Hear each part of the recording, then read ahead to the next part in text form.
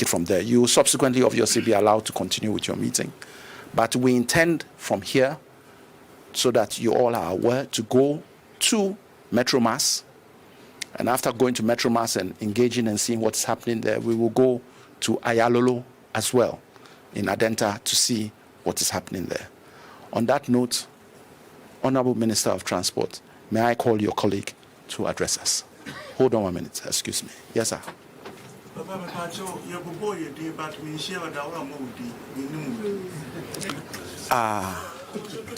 It's my fault too. In fact, I was looking at time and I did, so I'll do a proper introduction. The Vice President didn't come on her own. She came with people. At the far end, we have Amma Pratt, who is the spokesperson for the Vice President. We then have Musa Abdullahi, who is the political advisor to the Vice President. We then have Mansa Amewa, who is an economic advisor to the Vice President. We have Dr. Hamza, who is a finance advisor to the Vice President. We have Papa Nyami, who is an aide to the Vice President. We then have Professor Teresa, who is the special aide to the Vice President. I know Ligby, but he's not with us. Prof. Khalid, who is also an advisor or economic advisor to the Vice President.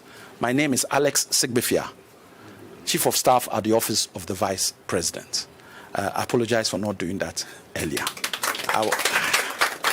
On that note, Honorable Minister.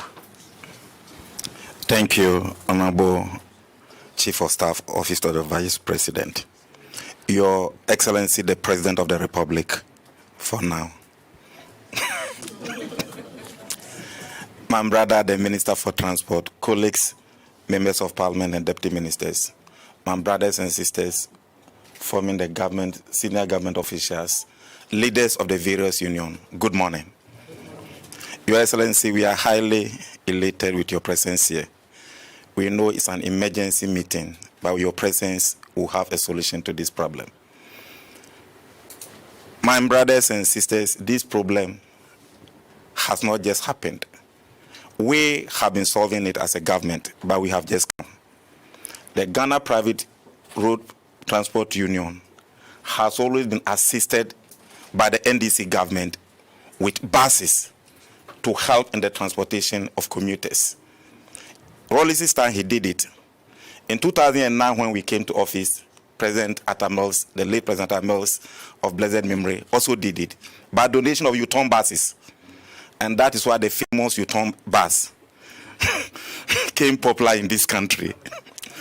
In 2014 to 2015, His Excellency, the President of the Republic, President Mama, also continued with the establishment of Ayalolo buses and also augmented the Kufor buses. And that has been the trend. But for the past 10 years, there has not been retooling in all of these unions. And that's why the problem is happening. When I assumed office as minister responsible for local government, I called Ayalolo boss. We gave you 200 buses in 2016. 2014, tell me, how many buses have you added? He said 0. And I said, tell me why I should allow you to be there. If 200 buses, they are all depreciating, they are all running down. You are not increasing the fleet. Then, based on that, step aside. A new boss came in. And, Your Excellency, what I will need from you, all that they needed was for the Minister for Finance. One comes, the current ND of Ayalolo buses will get a grant of 1 million euros to be able to augment the fleet of Ayalolo. And we will need your intervention for the Minister of Finance to give that letter of no objection. The Spanish ambassador has been following me for that. We need that one. After that, Your Excellency, the Ayalolo buses are not only in Accra. We have some in Kumasi. But Kumasi, this crisis is not there. We have some in Tamale. We have some in Takoradi. So when my brother called, the MD said, we should not bring those that are in the other cities. Because the company was registered that it can work. Ayalolo is a company registered by Ghana, so it can work in any other city. But when there is crisis here and you call and people are pulling, we have to let them come in. Then finally, the problem is not for only me and my brother. There are places when you take car that they should go, they will say the road is not good, I will not go. So we need to bring my brother, the road minister, in so that the intra roads that are not motorable, and because of that, commuters and vehicles don't want to go there. We take expeditious actions on those areas. And when these three things are fixed, with the finance minister, when bringing the media budget, he will do the magic Rollis did, the magic Atambels did, the magic Mama did. He will do it again. So that we buy some of the Uton buses or other buses and support the unions as we used to do. You can't use 1 year to solve 10 years problem. If 10 years, 20 years, somebody did it, 10 years, somebody did it. And now we have just come. And the pressure is on us. You see that a sitting vice president has visited us. It tells you how sensitive the matter is and how we want to help you. So we may not want to blame you, but bear with us that we are in crisis. Don't let us be giving excuses. And don't let us be shaking responsibilities and be shifting blames. That it is you, it is me, you are doing this, I'm doing this. There's a problem. The president has identified it. Let's support government to function. If you don't do that as private road transporters, and government decide to bring as many as possible vehicles to augment the public fleet, where will the private sector stand? So we need complementary effort in this. It is not only government to be shifting blames and this and this and that. Thank you, Your Excellency, for the opportunity. I strongly believe the problem will be solved. And I know that Ghana is in a good place, and President Mahama is on course. We are victims of our own success, but we are not afraid of it. We will deal with it. On that note, I will ask who is going to be your representative to speak on your behalf for the unions. For GPRG, I will speak. We can't have, you are having your meeting separately, all of you have the, but we just want one person. Felicia, Yes, sir. the transport in the country is a different. Yes, I know that. We have the passengers and we have the cargos. Yes. So if one man can speak for the passengers, then what about the cargos? Those who are carrying food from food stuff from Commuters problem. The passengers can speak. The cargo has never spoken yet. The cargo is carried, but the cargo can't speak. Human beings are carried. They can speak. So I'm not demeaning you. What I'm saying is, because all of us need help. yes, I agree. And the truth of them, we just want one person to kind of summarize or talk to us because the vice president's here. If not, everybody will have a right to speak, and the time is not our friend. So we just want one person to speak to all the issues. Thank you. Sir, the Executive Secretary of Joint Association of Port Transport Unions is on the corridor. Unfortunately, he can't find it. Can we ask the Executive Secretary to come in? What's his name? Musa, Ibrahim Musa. Ibrahim Musa. Ah, okay, there you are. Thank you.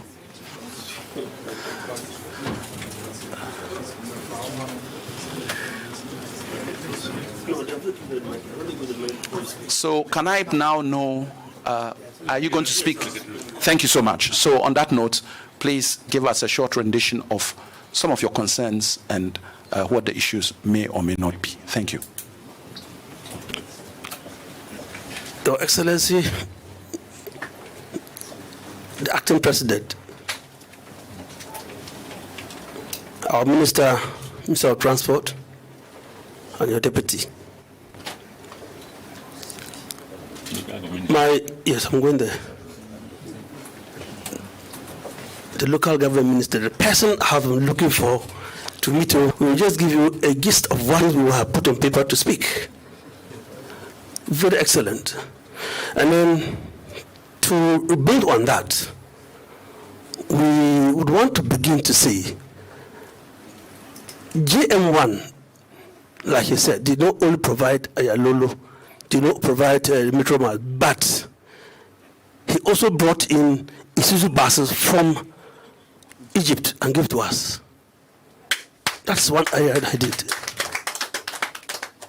But you know, what we are currently having, the issues we are having and contending from 2023 and 2024 seems to be repeating how much they give to SDC and forget us.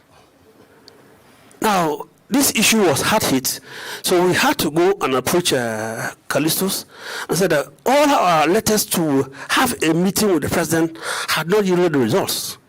So he agreed that for the whole of August, he was so busy, he will go to travel. But he stated 10th September for us, and really we met His Excellency the President. That meeting, we had tabled issues there to meet him and discuss. And among them was the buses they had brought to us from Egypt were highly compromised in terms of quality. What we went there as a delegation and inspected and was brought was to what was given to us. The engines, which were 6-cylinder engines, were inspected, came down as 4-cylinder engines. The axle width and then the air conditioning motors were all compromised. So it did met in 2016 up to now. All the cars are now old. People complain. And like I did mention earlier before, Your Excellency, is that most of them will work one day, tomorrow they will not work. They're all at the shops. And then somebody in his publication will say, we have created an artificial shortage. Like Elijah said, who will go and park his car to create that shortage and go and sleep without food? So the problem is that we have all identified the problem, and that is really a problem which needs holistic attention. But if efforts are not made to resource us, the problem going may not go. And I believe last month, I think was it November, we were made to go to China to inspect some buses, and then for them to see how they can get. I think the chief of staff, he assured that they will get a particular bank that will go and do the LC or guarantee to make sure we have those vehicles. But the problem is that what they intend to bring more are gearing towards the EVs. And the situation in Ghana now, EVs, even Accra, I can assure that you cannot have more, better charging terminals not all over. We have only few. So if we have EVs and we share these cars to all those from Tamale and all the north, we have only get charging terminals. So we went and said, no, we prefer out of the 200 buses, they should bring 100 to be diesel engines. That can serve the areas where the issue of the charging terminals cannot be reached. And then the rest who are EVs can be shared in Ghana here, in Accra here. You see, all of us here are singing the same song. If you ask us, we say we don't have cars. If you ask Concern, they say they don't have cars. If you ask GSCC, same problem. And like I said, our good friend, the local government minister, had said what we should have said, but he has said it for us. So, considerably, once we don't have time, we think that the best request among all the things we had listed is that we need more cars. We need more cars that can cure this problem. These artificial shortages cannot come. And when we even have cars of that nature, and then we put them all on a particular terminal, and then the evening time is up, and then somebody intentionally don't come and then go and pass over to go off-road and charge extra peso, then that person will be, this car will be seized. It will be a pinning point for everybody to do what is right. You know, compliance in Ghana here is always a bit difficult unless you add more force on it.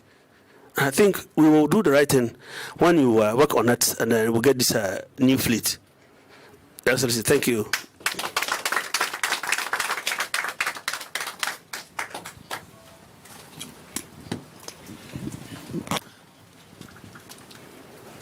We are encouraged by your words, and I'm thanking you for being succinct but to the point. Mr. Minister,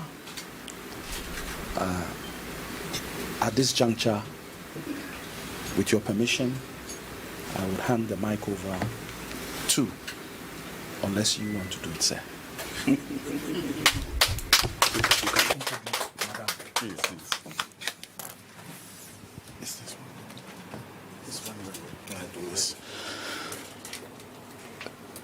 let me still express my joy with the meetings we had with the union and all gathered here this morning. I earlier on said we are blessed by the presence of Her Excellency, Madam Vice President. As a mother of the country, her children have spoken. She has listened to us. And I want all of us to remain quiet whilst we listen to our mother with the words of encouragement that she wants to give to us and with the support she is coming from the presidency with the president to give. I believe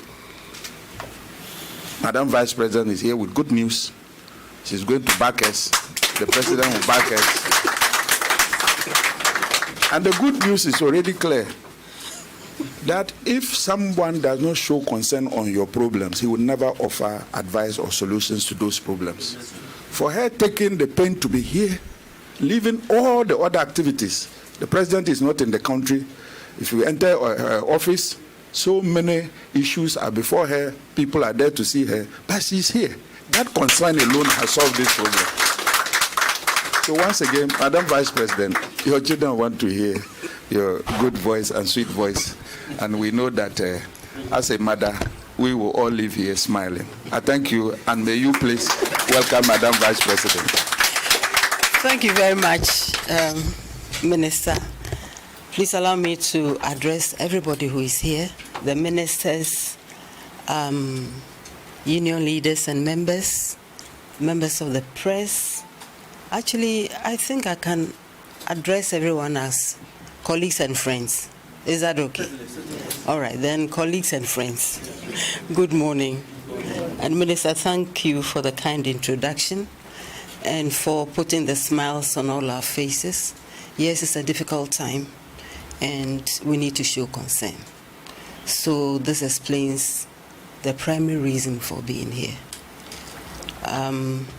I'll go on to read my address, but at the same time, I also want to respond to some of the feel I'm getting in the room. I'm getting the sense that this is a shared responsibility. So I'm not the only one who has left what I'm doing. You've also left whatever you are doing, so that we can all come together and find solutions. So I want to thank you for it. I was made aware earlier in the day that you had a meeting. So also thank you for your indulgence, because we have more or less disrupted your meeting. But I'm also very, very much concerned that at the end of your meeting, you get more details that the ministers can share with us, so that we can all team together in finding a solution. It's not an amusing situation. I've gone to the market, I've gone to school, I've gone wherever I need to go to, and I need to return. And having queues all over the place is not the most effective way of anybody spending their time, especially if you consider the kinds of frustrations that the situation is causing. As the Chief of Staff, my Chief of Staff has said, we can also become victims of our own success. You know, when we saw the crowds in town, we all thought, oh, it's just Christmas, which was more or less expected. But it doesn't look like the crowd has left. And therefore, they're starting to exhale. And you are now exhaling, which is good. But in the process of exhaling, we need to team up and resolve the issues. So these are some of the comments I need to make. And I also appreciate your impatience in getting the problems resolved. Yes, even if for 10 years you haven't had support, it doesn't mean that going forward you should never get support. So we understand, but we also want to plead for your patience. We all know the situation. We all know all kinds of deaths and situations we need to resolve. We are not complaining. We are just asking everybody's support, everybody's patience in finding solutions that work for the benefit of all of us in this country. So on behalf of His Excellency the President, I want to thank you very, very much for your support and cooperation, which you have demonstrated so far. and I know we can count on it going forward. And especially for making the effort to meet with us this morning. I'm very, very grateful.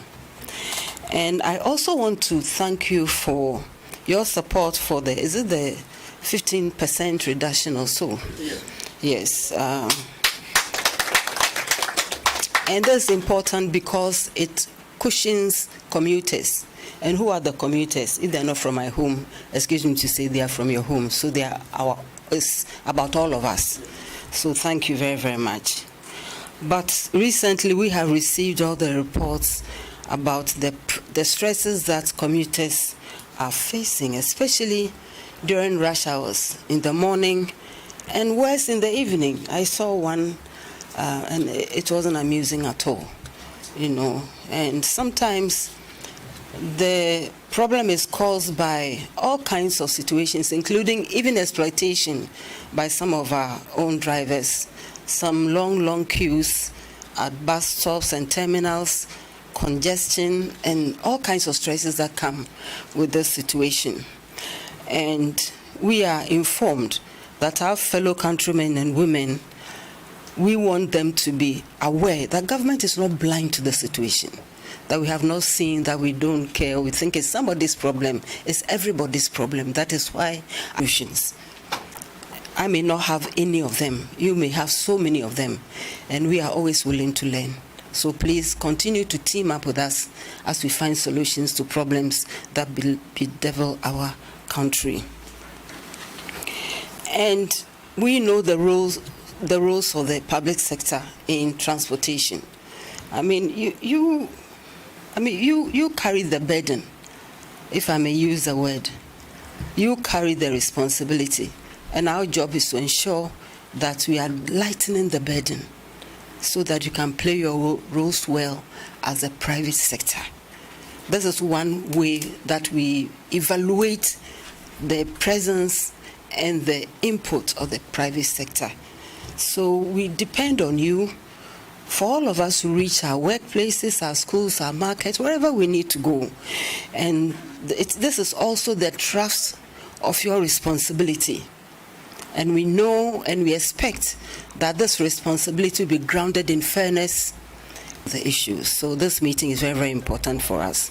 We want to ensure that no passenger feels exploited, you know, whether through fares or queues or even lapses in safety protocols. We need to promote fairness, transparency, accountability in everything that we do, regardless the sector. So I encourage that we also communicate clearly, fairly, respectfully with our passengers or the people who patronize our businesses. So please, with all respect, I want you as leaders to monitor your membership in order to prevent unnecessary negative comments and outcomes. So I want to pledge that the government continues to provide the necessary support to improve the welfare of passengers and of drivers. You know, we have the big push. Fixing the roads is very, very important for us. And at that time, it's not just for the drivers or the passengers, but for all of us. It has implications for every sector, the road, the transport. If I'm sick and I'm going to the hospital, and the driver tells me that where I live has a bad road, and so he's not coming to support me, we can all know the implications. So it's a very, very important intervention. So we want to modernize and expand our transport services to promote and improve access, to ensure affordability and security too for the motoring public. We are taking steps. So we are therefore taking steps to improve the public transport system, not only by retooling, but also, of the state services, but especially of the private sector too. And I hope that answers your concern about the support that you need. So I'm happy to see the smile on you coming.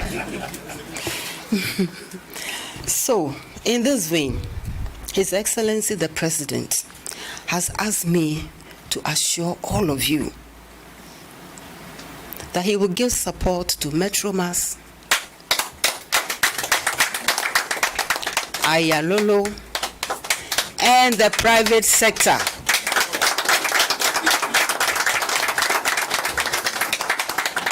And the private sector with new high occupancy buses in order to augment the services in the medium term.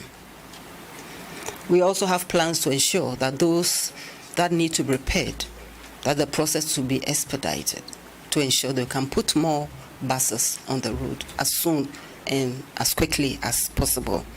So my pleas are, let us continue to work together to develop a transportation system that prioritizes fairness, efficiency, excellence. And I know, and you know, that we can. We are relying on each other to make that possible. And we can do this by upholding high standards, treating passengers with respect. And by so doing, we will also strengthen the trust of Ghanaians in the private transport sector. Thank you very much for your time.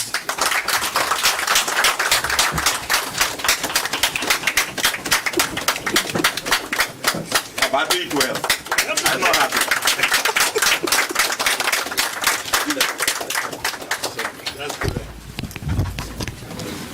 At this juncture, Mr. Minister, as I have indicated, we will be going to Metromas from here, and then after a very short visit there, we'll move to Ayalo. But before we do that, we will ask to have a good photograph downstairs in the forecourt. So if the cameras could leave us and go and straight away, and then the union will move out